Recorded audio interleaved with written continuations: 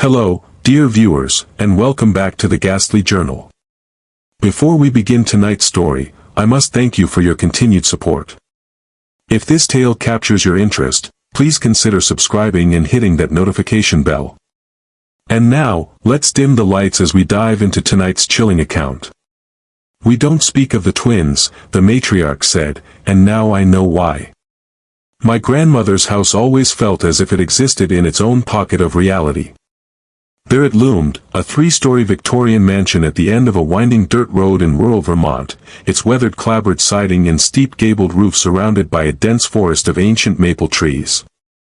As a child, I spent every summer there, exploring its countless rooms, playing in the sprawling gardens that my grandmother tended with religious devotion, and discovering hidden nooks.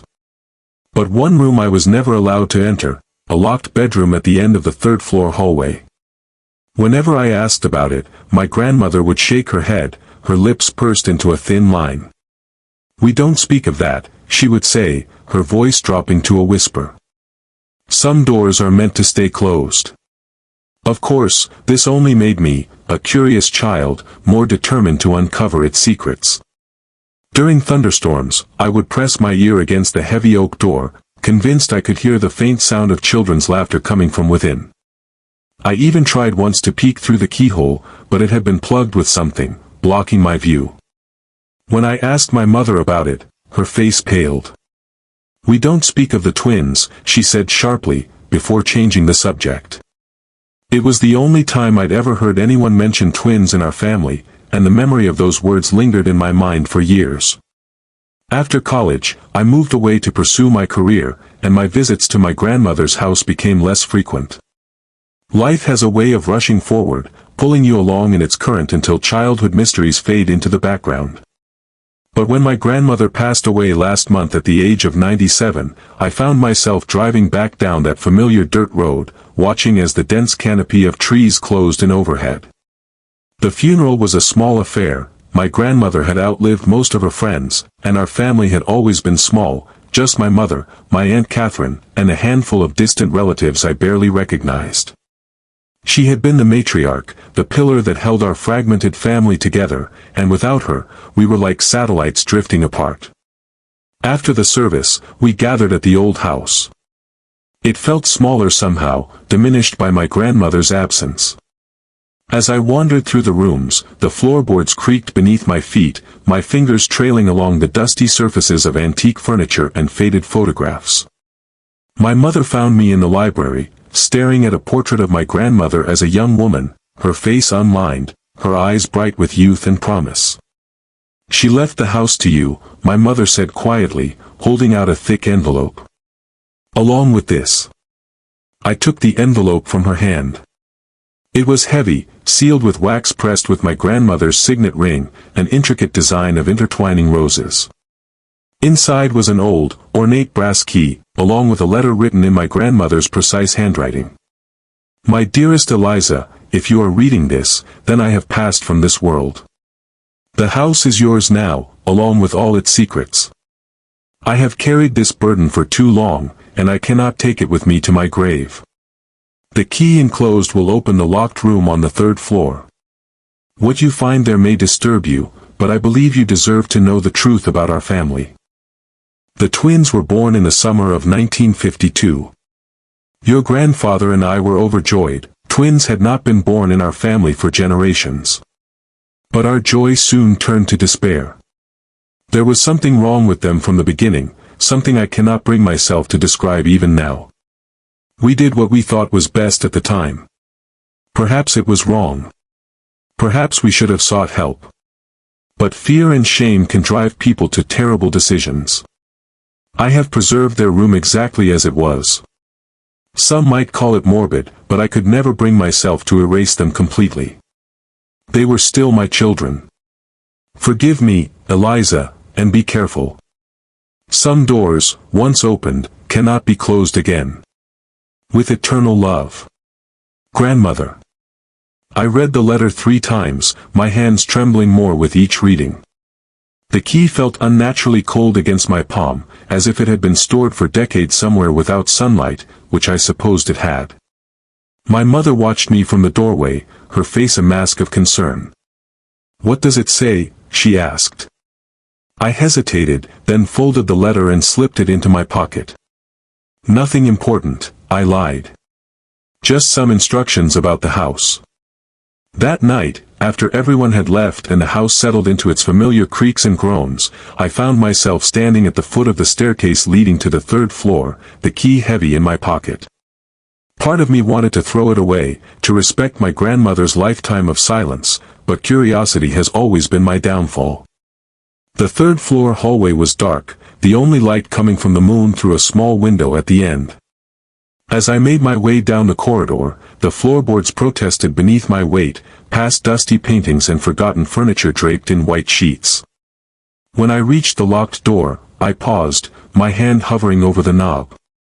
Was I ready to uncover a family secret buried for over 70 years? Before I could change my mind, I inserted the key into the lock. It turned with surprising ease, as if regularly oiled and maintained. The door swung open on silent hinges, revealing a room bathed in silver moonlight. It took a moment for my eyes to adjust to the dimness. When they did, I saw a nursery, preserved as if frozen in time. Two identical cribs stood side by side against the far wall, their white paint yellowed with age. A rocking chair sat in the corner, a knitted blanket draped over its arm. Toys, wooden blocks, cloth dolls, tin soldiers, were arranged neatly on shelves and tables, waiting for hands that would never play with them again. The air inside was stale but not unpleasant, carrying the faint scent of lavender and something else I couldn't quite identify. I stepped inside, half expecting to hear the laughter I'd imagined as a child. But the room was silent, holding its secrets close. On a dresser between the cribs stood a silver-framed photograph. I picked it up, wiping away a thin layer of dust with my thumb. The image showed my grandmother, much younger, holding two infants wrapped in identical blankets. She was smiling, but even in the faded photograph, I could see the strain around her eyes, the tension in her shoulders. I set the photograph down and moved to the cribs. They were empty, save for small handmade quilts embroidered with names, Theodore and Theodora. I ran my fingers over the stitching, feeling a connection to these unknown relatives who shared my blood, but not my time. Something caught my eye, a journal resting on the nightstand beside the rocking chair. The leather cover was cracked with age, the pages yellowed and brittle. I carefully opened it to the first entry, dated June 15, 1952. Today I gave birth to twins, a boy and a girl. The labor was difficult and at times I feared I would not survive it. But they are here now and they are perfect. Theodore and Theodora, my beautiful children. The handwriting was my grandmother's, though shakier than the precise script I was familiar with. I turned the page. June 20, 1952. Something is wrong with the twins. They cry constantly, but not like normal babies. It's more like screaming. The doctor says it's just colic, that it will pass. But there's something in their eyes when they look at me, something knowing. It frightens me, though I'm ashamed to admit it. June 25, 1952. They've stopped crying. Now they just stare, following me with their eyes as I move around the nursery. They don't sleep when they should. Instead, they lie awake in their cribs, watching. Always watching. The nurse quit today. Said she couldn't stand the way they looked at her. Harold thinks I'm being hysterical, but he hasn't been the one caring for them day and night. I flipped through more entries, each more disturbing than the last. My grandmother described how the twins developed at an alarming rate, sitting up and speaking their first words at just 3 months old, how they would whisper to each other in a language no one else could understand, how pets and small animals in the vicinity of the house began to disappear, only for the twins to be found playing with bones and fur. September 3, 1952. I caught Theodora standing over Theodore's crib last night, pressing a pillow over his face. When I screamed, she turned to look at me with such hatred in her eyes. She's only 3 months old. It's impossible. And yet. September 10, 1952. Harold wants to take them to specialists in Boston. I agreed, but secretly I'm terrified of what the doctors might find. What if they take my babies away? Despite everything, they're still my children. I still love them. God help me. I do. September 15, 1952. The doctors found nothing physically wrong with the twins. They said their development is advanced but not concerning. Harold was relieved, but I know better. I've seen what they do when they think no one is watching. The way they communicate without speaking. The way small animals die in their presence. There's something inside them. Something not right, not human. The entries continued, becoming more frantic, more paranoid. My grandmother described strange occurrences in the house, objects moving on their own, voices whispering from empty rooms, shadows that moved against the light, and always the twins at the center of it all, watching with their identical dark eyes. November 28, 1952. Harold doesn't believe me. He says I'm suffering from some kind of postpartum psychosis. Maybe he's right. Maybe I am losing my mind. But I know what I saw last night. I know what I heard. I was awoken by singing. A woman's voice, soft and sweet, coming from the nursery. When I went to investigate, I found the twins standing in their cribs, holding hands through the bars, their eyes closed. The singing was coming from somewhere above them, but there was no one else in the room. When they sensed my presence, they opened their eyes in unison. "Grandmother is coming," they said together. "She wants to play with us." My grandmother has been dead for 12 years. My hands were shaking so badly I could barely turn the pages. The next entry was dated nearly a month later, the handwriting almost unrecognizable, jagged and desperate, as if written in great haste. December 24, 1952. Harold is dead. They killed him. I know they did, though the police are calling it an accident. He fell down the stairs, they say, broke his neck. But I heard them giggling afterward. I heard them say, "One down. I can't stay here. I can't leave them alone. They're my children. My responsibility. God forgive me for what I'm about to do." The next entry was the last, dated Christmas Day, 1952. It's done. May God have mercy on my soul. I closed the journal, my mind reeling. What had my grandmother done? What had happened to the twins? If they had died, why weren't they buried in the family plot beside my grandfather? I needed answers, and I knew where to look for them. The attic had always been off limits when I was a child, another forbidden space in a house full of secrets. The narrow staircase leading to it was hidden behind a panel in the hallway closet, designed to blend seamlessly with the surrounding wall. I found it easily enough. Some memories never fade, no matter how many years pass. The stairs groaned under my weight as I ascended, the beam of my flashlight cutting through decades of dust and cobwebs. The attic was vast, running the entire length of the house, its ceiling following the steep pitch of the roof. Trunks and boxes were stacked in neat rows, each labeled in my grandmother's handwriting, * Christmas decorations 1960s. Harold's clothes. Family photographs pre-1950, *. I moved deeper into the space, scanning the labels until I found what I was looking for, a trunk marked simply TNT 1952. The trunk was locked, but the key from my grandmother's letter fit perfectly. Inside, I found more journals, medical records, and a stack of photographs bound with twine. I sat cross-legged on the dusty floor and began to read. The medical records were from a private sanitarium in Switzerland, admission forms for 2 children, Theodore and Theodora Montgomery, dated January 3, 1953. The diagnosis listed for both was severe psychopathy with homicidal tendencies. There were treatment notes spanning years, documenting various therapies and medications, all apparently ineffective. The final entry, dated December 5, 1960, simply stated, "Patients deceased following unsuccessful experimental treatment." I set the records aside and untied the photographs.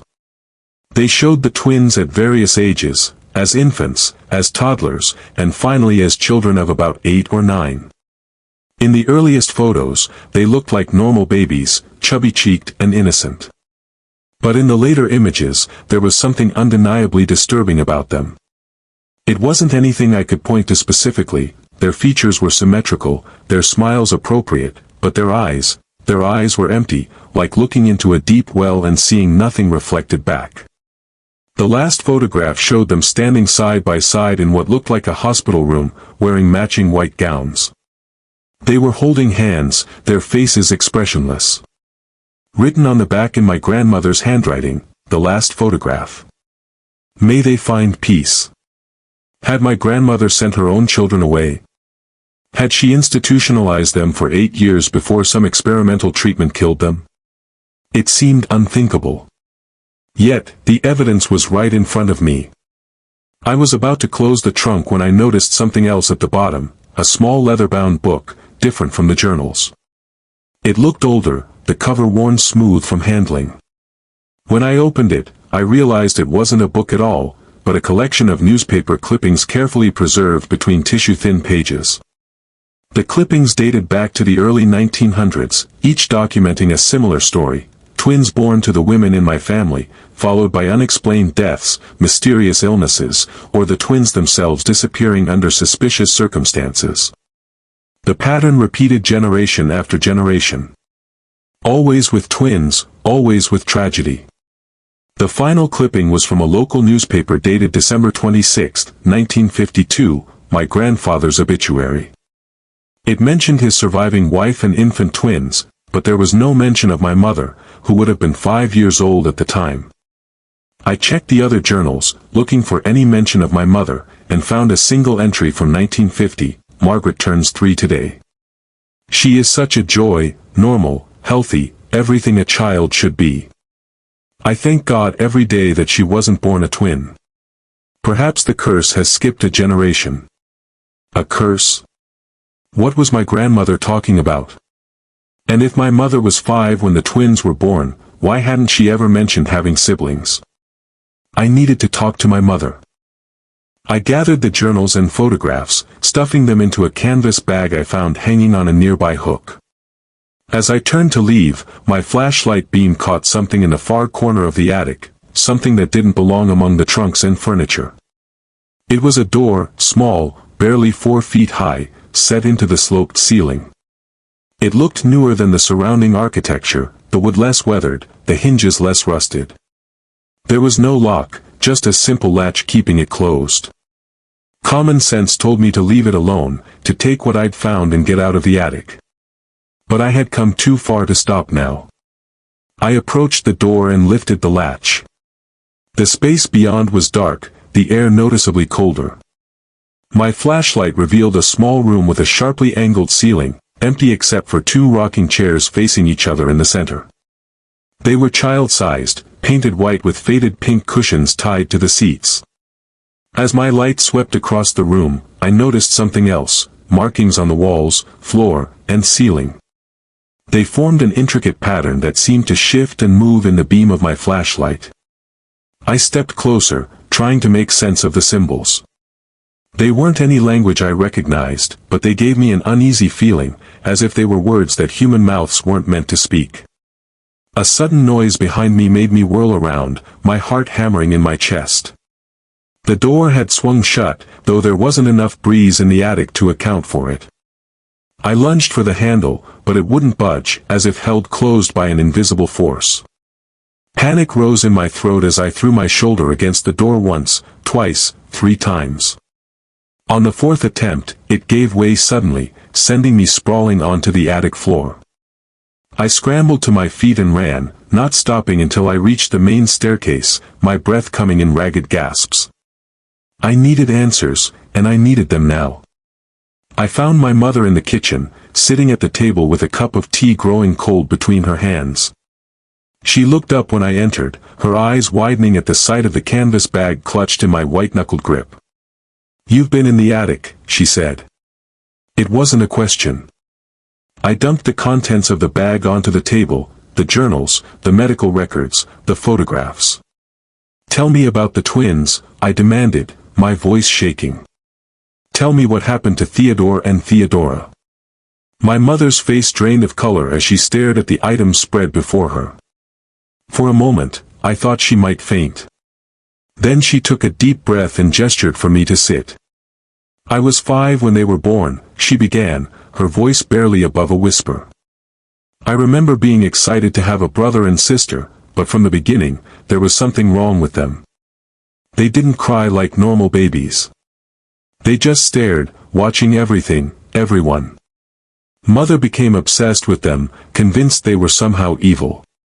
She picked up one of the photographs, her finger tracing the outline of the twins' faces. Father didn't believe her. He thought she was experiencing some kind of postpartum psychosis. He wanted to get her help, but she refused to leave the twins alone with anyone else. She was afraid of what they might do, and then he died. They said it was an accident," I said softly. My mother nodded. "They said he tripped and fell down the stairs in the middle of the night, but I was awake. I heard them laughing afterward. Theodore and Theodora, laughing in their cribs. They were only 6 months old." A chill ran down my spine. What happened next? Mother took them away after Christmas. She told everyone they had died of pneumonia, but she sent them to some private hospital in Europe. I didn't know where until years later, when I found some of her correspondence. By then, they really were dead. Some experimental treatment went wrong, or so the hospital claimed. And the room on the 3rd floor? The nursery? Mother preserved it exactly as it was the day she took them away. She would go in there sometimes, just to sit. She never allowed anyone else inside. I think she felt guilty. Despite everything, they were still her children. I hesitated, then asked the question that had been burning in my mind since I'd read the journals. "Do you believe they were evil? Actually evil?" My mother was silent for a long moment, her fingers still tracing the photograph. "I believe there are things in this world we can't explain," she said finally. "Things beyond our understanding. The twins were something else. Something not quite human." "The journals mentioned a curse," I pressed. "Something about twins in our family." My mother sighed deeply. "It's an old family legend. Every few generations, twins are born to the women in our line, and those twins are never right. They bring death and destruction. The only way to end the cycle is to," she trailed off, unable to finish the sentence. "To kill them," I supplied, my voice hollow. She nodded, a single tear sliding down her cheek. Mother couldn't do it.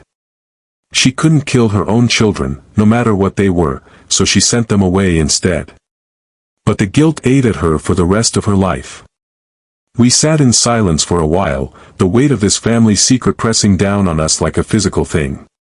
Finally, my mother reached across the table and took my hand. "You need to leave this house, Eliza," she said urgently. "Sell it. Burn it down. I don't care. But don't stay here. The twins, their influence lingers. I felt it all my life, like a shadow at the edge of my vision. Promise me you won't stay." I promised. But even as the words left my mouth, I knew I wouldn't keep them. I had come too far, uncovered too much to walk away now. There was still something missing, some piece of the puzzle I hadn't found yet. That night, I dreamed of the twins. They stood at the foot of my bed, holding hands, their faces expressionless. "Play with us, Eliza," they said in unison, their voices neither male nor female, child nor adult. "Grandmother is waiting." I woke with a start, my nightgown soaked with sweat. The bedroom was dark, but I could have sworn I saw 2 small figures retreating through the door, hand in hand. The next morning, my mother left early, citing some urgent business back in the city. I think she couldn't bear to be in the house any longer, surrounded by memories and ghosts. I didn't try to stop her. In fact, I was relieved to have the house to myself, to continue my investigation without her concerned glances and whispered warnings. I spent the day combing through the remaining trunks in the attic, searching for any additional information about the twins or the supposed family curse.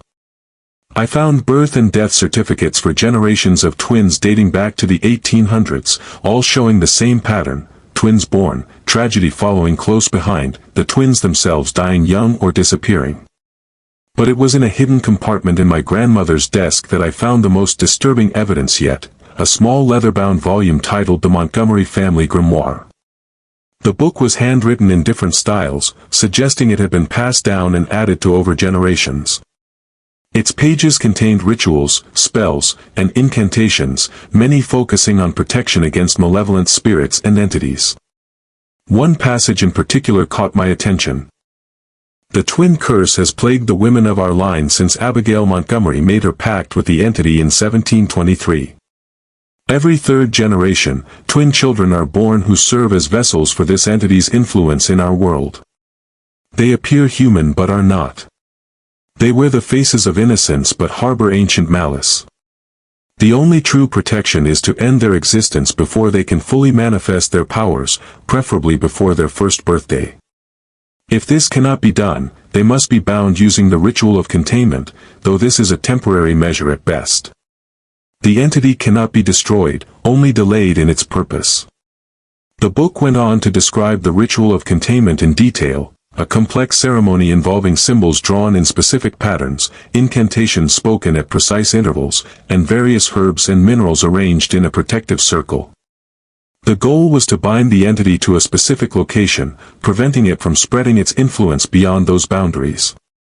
With a growing sense of dread, I realized that the symbols I had seen in the small room behind the attic door matched those described in the grimoire. My grandmother had performed the ritual, binding whatever malevolent force inhabited the twins to that tiny space. But according to the grimoire, such bindings were temporary, requiring renewal every 25 years. My grandmother had died just over a month ago.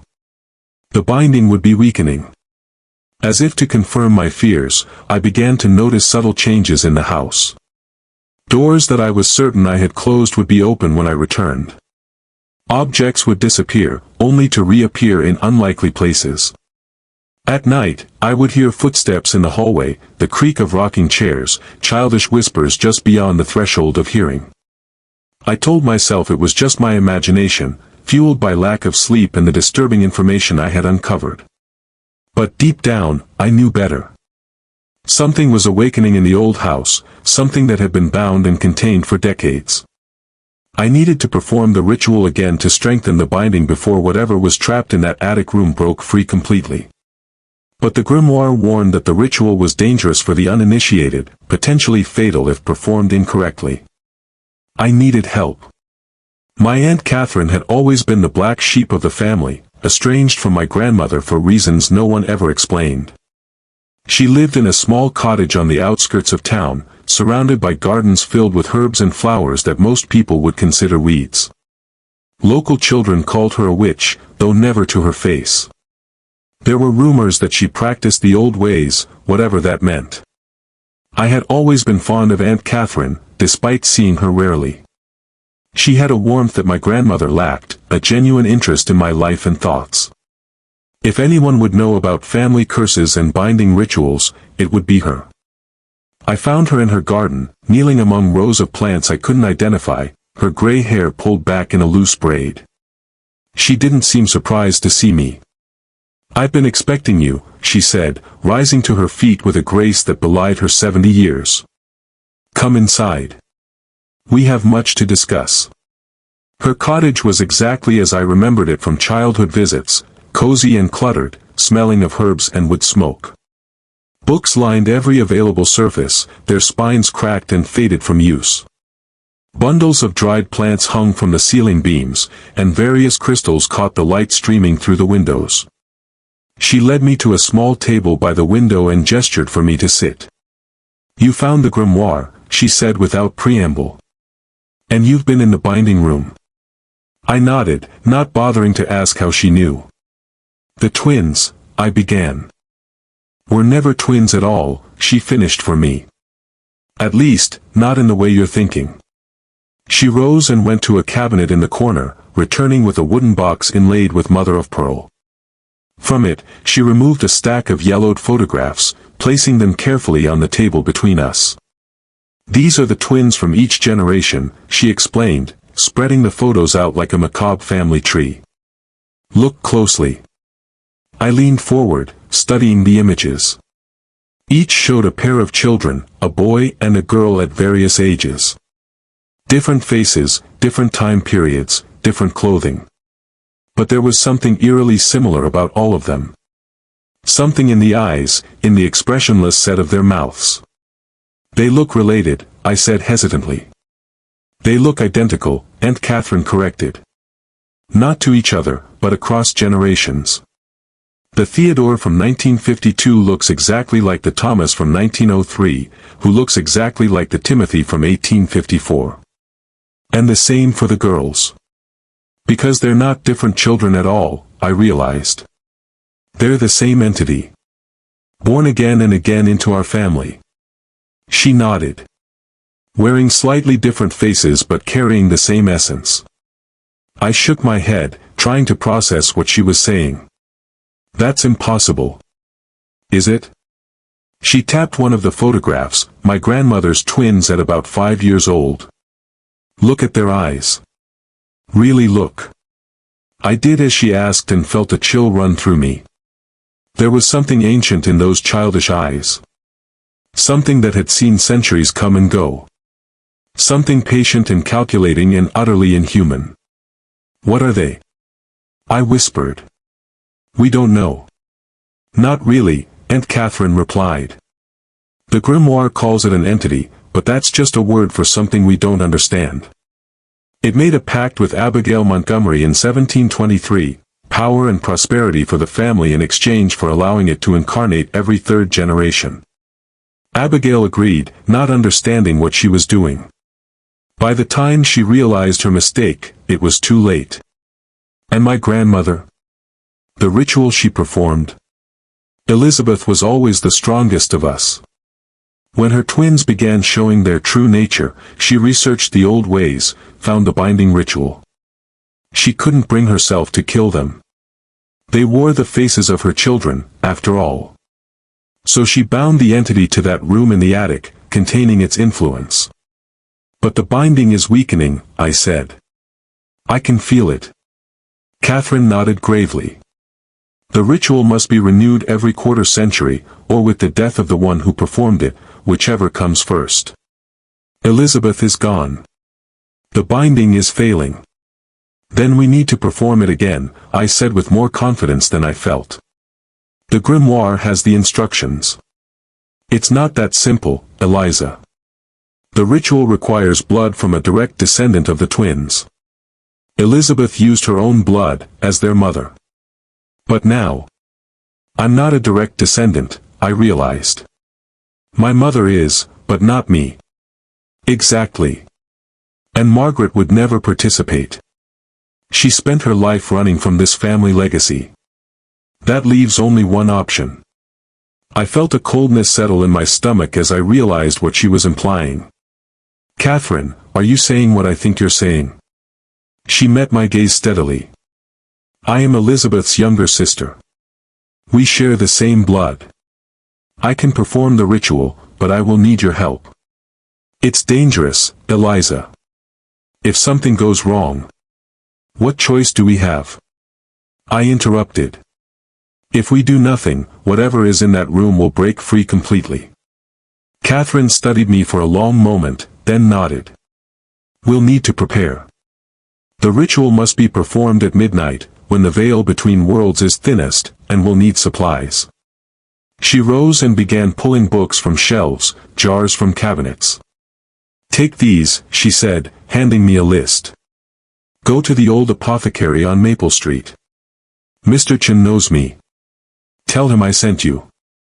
I spent the afternoon gathering the necessary items, rare herbs, specific minerals, candles made from beeswax and animal fat. Mr. Chen asked no questions as he packaged everything carefully, though his eyes held a knowing sadness when I mentioned my aunt's name.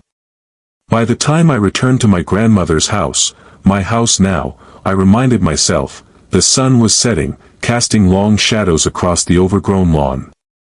The house seemed to loom larger in the fading light, its windows like watchful eyes tracking my approach. Inside, the atmosphere had changed. The air felt thick, charged with an energy that made the hair on my arms stand on end. As I moved through the foyer, I could have sworn I heard childish laughter echoing from somewhere deep within the house.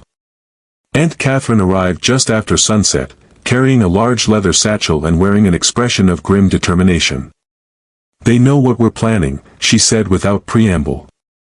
"They'll try to stop us." We worked quickly, preparing the items for the ritual according to the grimoire's instructions. Catherine mixed herbs in specific proportions, grinding them with a mortar and pestle while chanting softly under her breath. I arranged candles in the pattern described in the book, a 5-pointed star within a circle, with specific minerals placed at each point. As midnight approached, we made our way to the attic, carrying our supplies in solemn procession. The house seemed to resist our progress, doors suddenly difficult to open, floorboards creaking protestingly beneath our feet. The temperature dropped noticeably as we ascended the narrow staircase to the 3rd floor, our breath visible in the chilled air. The nursery door stood open when we reached it, though I was certain I had closed and locked it after my initial exploration. Inside, the room appeared undisturbed, the crib standing silent vigil in the moonlight. But something felt different. A presence, a watchfulness that hadn't been there before. "Don't look at the photograph," Catherine warned as we passed through. "Don't look at anything too closely. Keep your mind focused on what we're doing."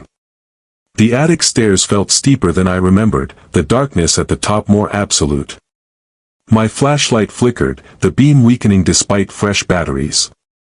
Catherine produced a lantern from her satchel, an old-fashioned thing of brass and glass, the flame inside burning with an unnaturally steady light.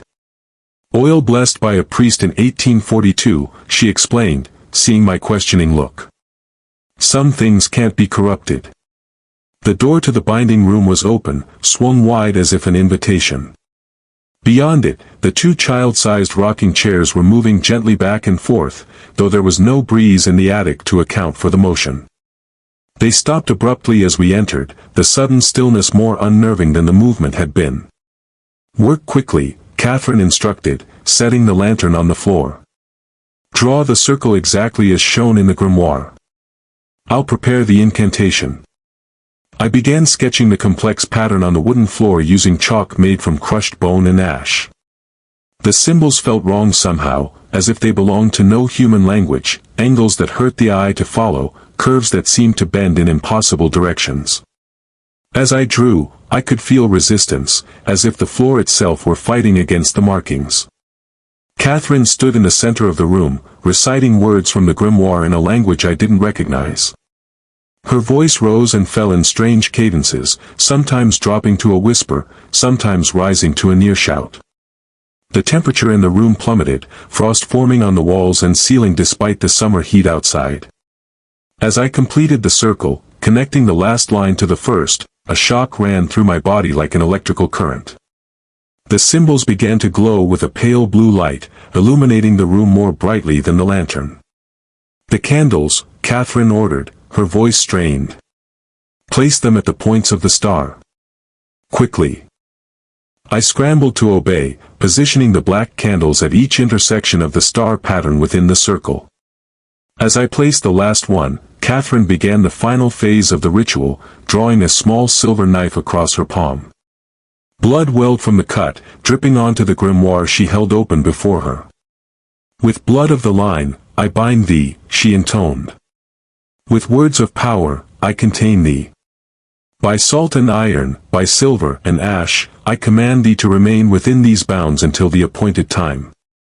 The symbols flared brighter, the blue light shifting to a deep, pulsing red. The rocking chairs began to move again, faster and faster, the wood creaking in protest at the unnatural motion. The temperature dropped further, ice crystals forming in the air around us. And then came the voices, childish yet ancient, speaking in unison from nowhere and everywhere at once. "You cannot bind us forever," daughter of Montgomery.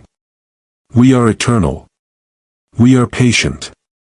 We will have what was promised to us." Catherine faltered, her face pale in the eerie light. I moved to her side, supporting her as she swayed on her feet. "Continue the ritual," I urged. "We have to finish it." She nodded, drawing a shaky breath. "Final words to seal the binding," she murmured, turning to the last page of the grimoire. Her eyes widened in shock. "It's gone. The final incantation.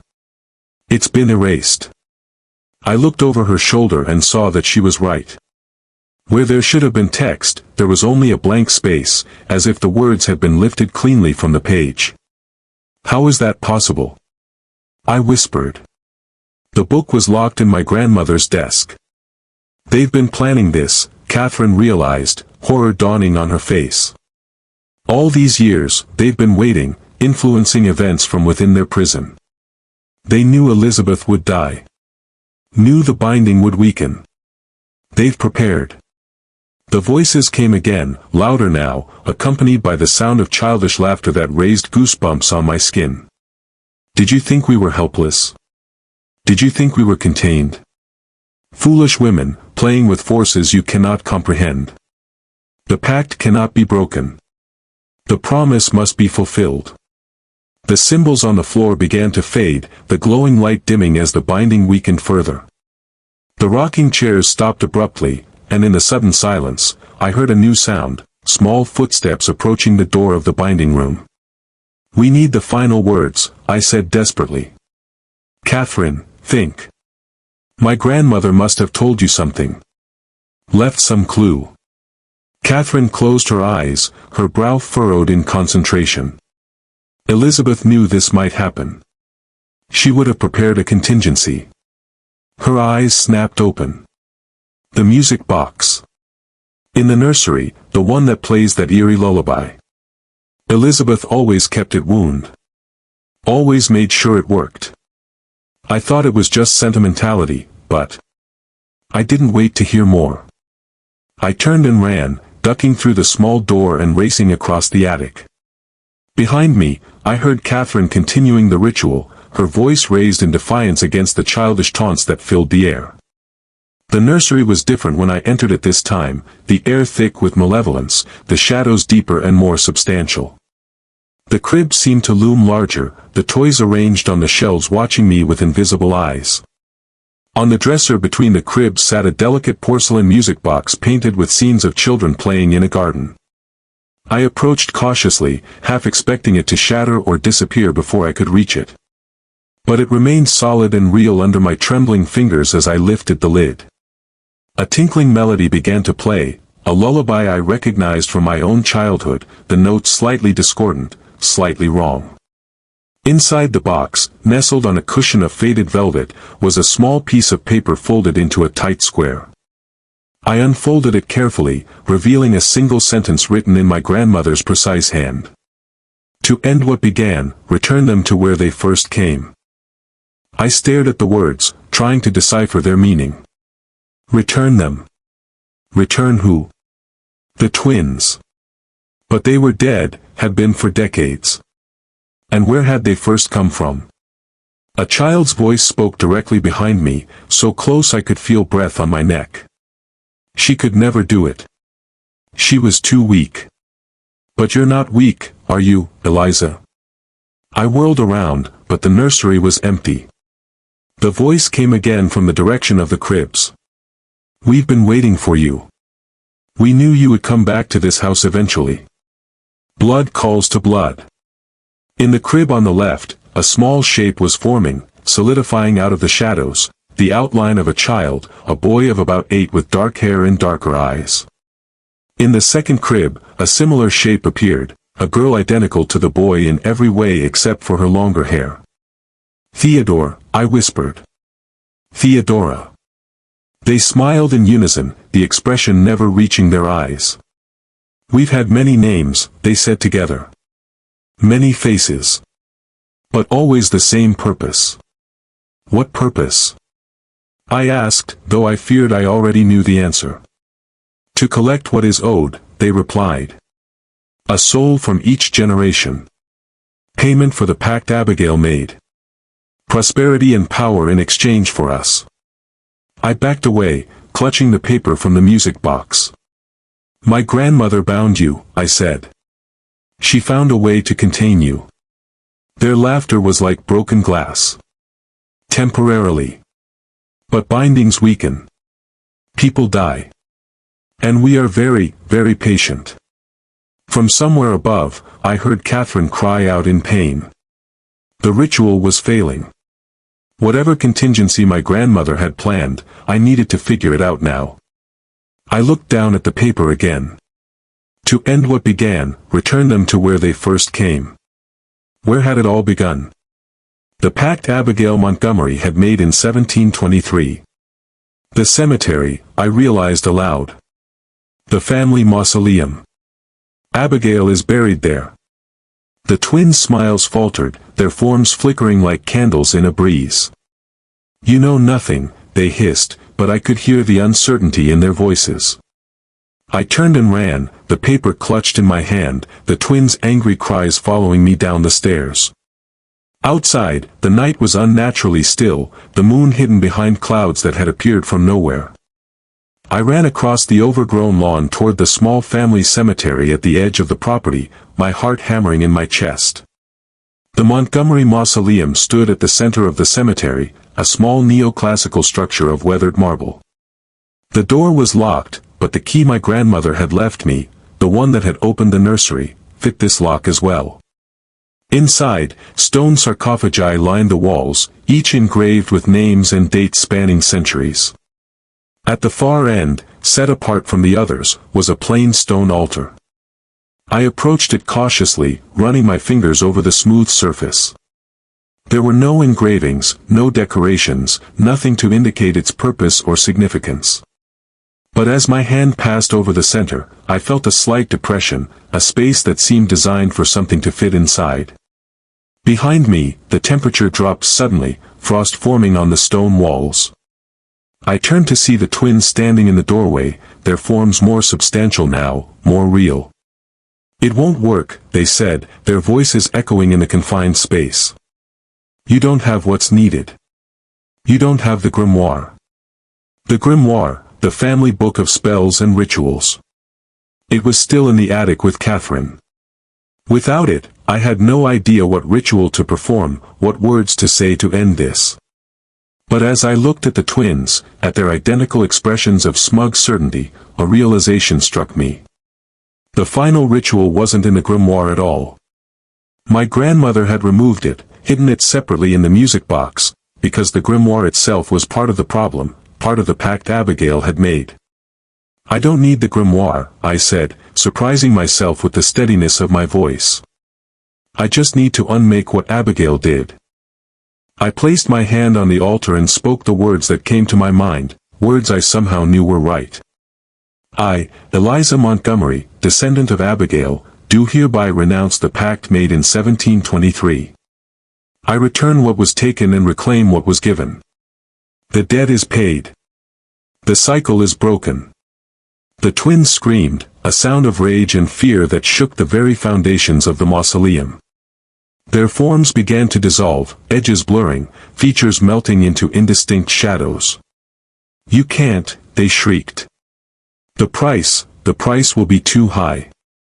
I'm willing to pay it, I said, though I had no idea what the price might be. This ends tonight. A wind rose from nowhere, swirling around the mausoleum, extinguishing the single candle I had lit upon entering. In the sudden darkness, I felt rather than saw the twins' presence weaken, their centuries-old grip on my family finally loosening. There was a moment of absolute silence, a heartbeat of perfect stillness. Then a blinding light filled the mausoleum, so bright I had to shield my eyes. When it faded, the twins were gone. In their place stood a woman in clothing from another century, her face bearing a strong resemblance to my own. Abigail, I whispered. She nodded, a sad smile on her lips. You've done what I could not, she said, her voice like the rustling of dry leaves. You've ended it. The debt is paid. What was the price? I asked. They said there would be a price. Prosperity, she replied simply. The wealth, the success, the privilege that our family has enjoyed for generations, it's gone now. You'll be ordinary, Eliza. Just ordinary people living ordinary lives. No special talents, no extraordinary luck, no inexplicable successes. I thought about what she was saying. The Montgomery family fortune, built over centuries, now gone. The advantages I had taken for granted all my life, vanished. But then I thought of the twins, of the malevolence that had haunted my family for generations, of the lives destroyed and the souls corrupted. It's worth it, I said firmly. Abigail smiled, a genuine smile this time, reaching her eyes. I thought you would say that. You're stronger than I was, stronger than any of us. She began to fade, her form becoming transparent. The house will go too, she warned. It was part of the bargain. Get what you need and leave before dawn. With those words, she vanished completely, leaving me alone in the dark mausoleum. I made my way back to the house, finding Catherine in the kitchen, nursing a cup of tea with trembling hands. She looked up when I entered, relief washing over her face.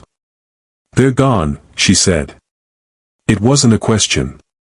I felt it. Like a weight lifting, a shadow passing. What did you do? I explained what had happened in the mausoleum, the words I had spoken, the appearance of Abigail. Catherine listened without interrupting, nodding occasionally as if pieces of a puzzle were finally falling into place. So, it's over, she said when I had finished. Truly over. After all these generations. But at a cost, I reminded her. The family fortune, the house, everything. She laughed, a sound of genuine joy that seemed to brighten the kitchen. A small price to pay for freedom, don't you think? Besides, there are worse things than being ordinary. She rose from her chair, suddenly energetic. We should pack what we can. If Abigail said the house will go, I believe her. We spent the rest of the night gathering what we could, family photographs, personal mementos, items of sentimental rather than monetary value. The journals and records about the twins we burned in the fireplace, watching as centuries of darkness turned to ash. As dawn approached, we loaded Catherine's car and took one last look at the house. In the early morning light, it already seemed diminished somehow, less imposing, less grand, just an old house slowly crumbling back into the earth. We drove away as the sun crested the horizon, casting long shadows across the winding dirt road. In the rearview mirror, I watched as the house seemed to waver, like a mirage in the desert heat. Then, between one blink and the next, it was gone, replaced by an empty clearing, as if the Montgomery mansion had never existed at all. Where will you go? Catherine asked as we reached the main road. I hadn't thought that far ahead. My life in the city seemed like a dream now, belonging to someone else entirely. I'm not sure, I admitted. Somewhere new. Somewhere without ghosts. She smiled, her eyes on the road ahead. That sounds perfect. We drove in comfortable silence for a while, the miles stretching behind us, carrying us away from a legacy of darkness and towards something new, something ordinary and therefore precious. I don't know what the future holds for me now. Without the Montgomery fortune, I'll need to make my own way in the world, relying on my own talents and efforts rather than an inherited advantage. The thought is both terrifying and exhilarating.